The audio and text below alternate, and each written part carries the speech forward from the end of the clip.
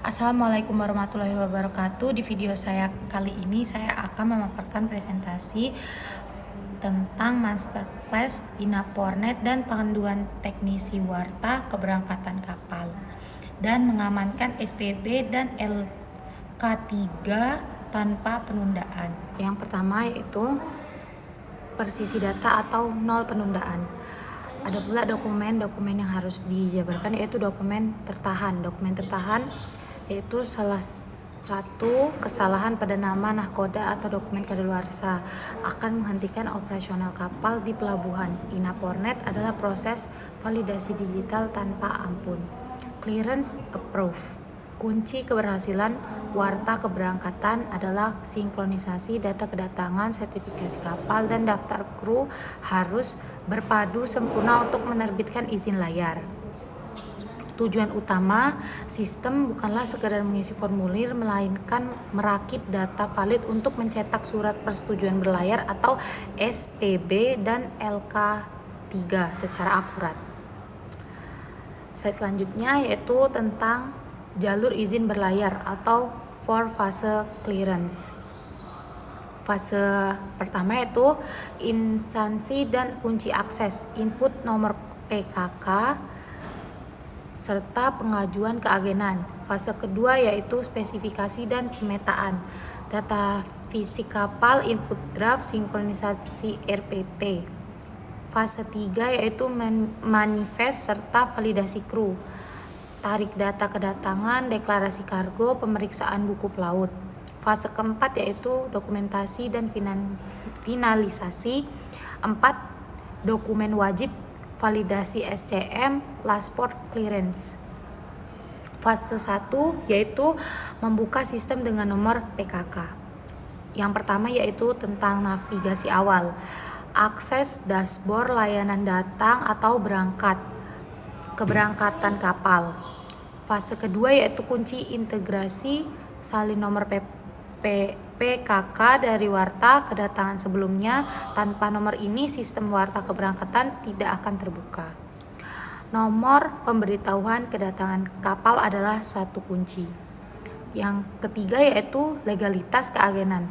Unggah dokumen penunjukan keagenan pada menu pengajuan keagenan. Peringatan, pastikan status klik, kirim, atau simpan berhasil sebelum sistem pembuka form data spesifikasi kapal. Fase kedua yaitu menerjemahkan visi kapal ke data digital. Yang pertama yaitu CALSIN NMMSI, yaitu isi dengan angka 1 atau tanda kutip atau strip jika tidak ada MMSI atau CSO sesuai kondisi aktual. Yang kedua yaitu IMO number dan GT, identifikasi permanen internasional, verifikasi otomatis oleh sistem. Yang ketiga yaitu draft depan dan belakang, akurasi kritis, wajib konfirmasi angka draft aktual dan terbaru kepada pihak kapal tersebut, input ke dalam sistem. Catatan, spesifikasi fisik ini menjadi basis identifikasi permanen untuk warta keberangkatan. Yang selanjutnya yaitu pemetaan rute, hukum sinkronisasi RPK dan RPT, syarat mutlak tujuan, pelabuhan tujuan wajib terdaftar di dalam dokumen RPT, rencana perjalanan trayek. Jika rute tidak terdaftar, sistem gagal melakukan tarik data karena tidak mengenali lintas sah kapal. Di sini saya mempresentasikan untuk sedikit contoh pengarahan peta, pelabuhan asal sampai ke tujuan Tanjung Gerem. Proses utama, pengambilan data keberangkatan dan rencana penempatan kapal atau RPK ke dalam sistem. Input sekunder, masukkan tanggal bertolak dan status awal manifest, nihil atau bermuatan. Fase ketiga yaitu tarik data dan manajemen manifest. Tarik data wartawan kedatangan, data historis warta sebelumnya, data baru warta saat ini, database keberangkatan. Ada 3 bagian. Bagian pertama adalah kargo dan muatan utama.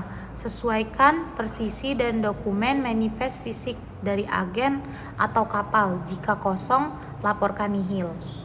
Yang kedua, barang berbahaya dan khusus. Centang kategori spesifik dan isi rincian jika relevan. Kosong jika tidak ada material berbahaya.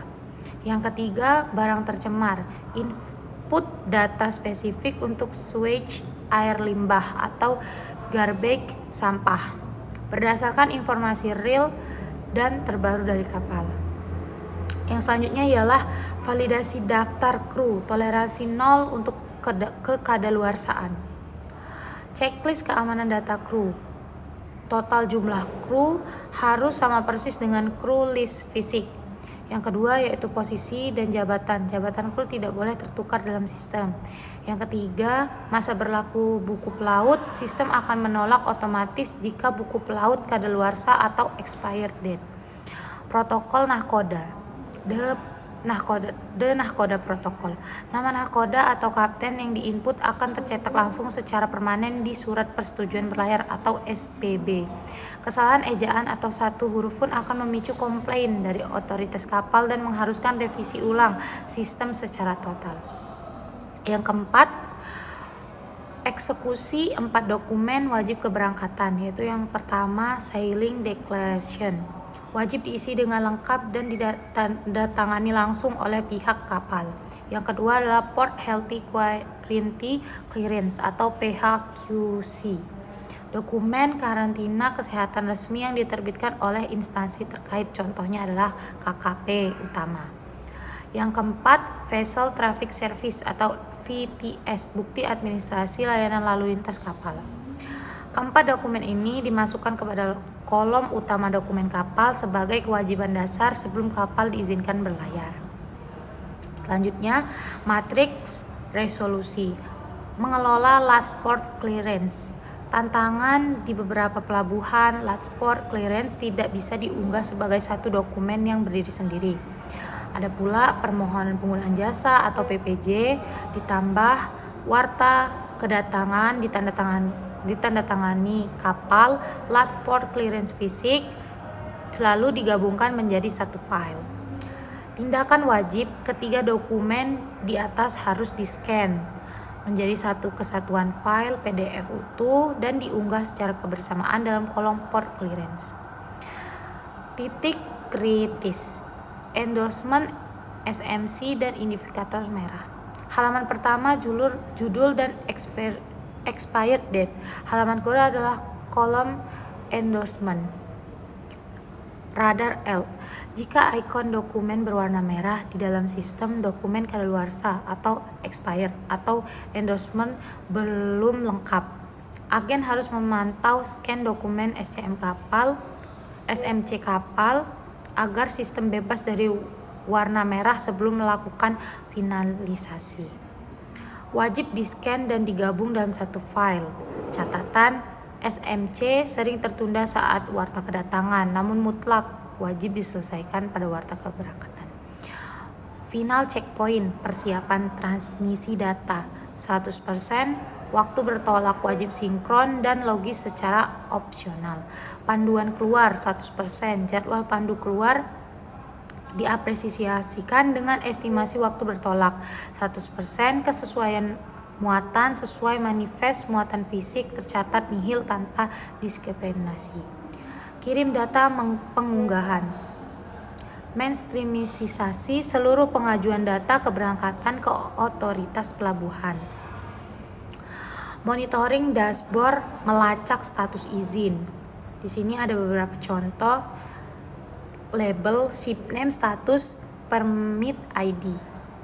Proses pemantauan, kembali ke menu dashboard layanan keberangkatan, cari nama kapal Anda dalam daftar antrian.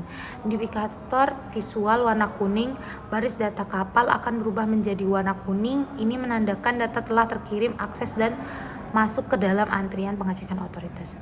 Matriks persetujuan atau SPB versus LK3, Surat Persetujuan Berlayar SPB, lembar kerja keberangkatan kapal L3K. Keduanya harus berstatus disetujui approve agar kapal sah secara hukum lepas sandar dan di pelabuhan. Ringkasan eksekutif ekosistem data terintegrasi. Data berantai, nomor PKK menarik surat riwayat kapal, rute mengatur sistem, RPT valid mengizinkan penarikan data, SPB dan LK3 terbit. Akuransi manifest, kargo dan kru tervalidasi, disiplin dokumen, zero indikator merah pada SMC dan sertifikat. Selanjutnya, layar berkembang, data tervalidasi, penguasaan format memastikan armada bergerak tanpa hambatan. Sekian dari saya, terima kasih.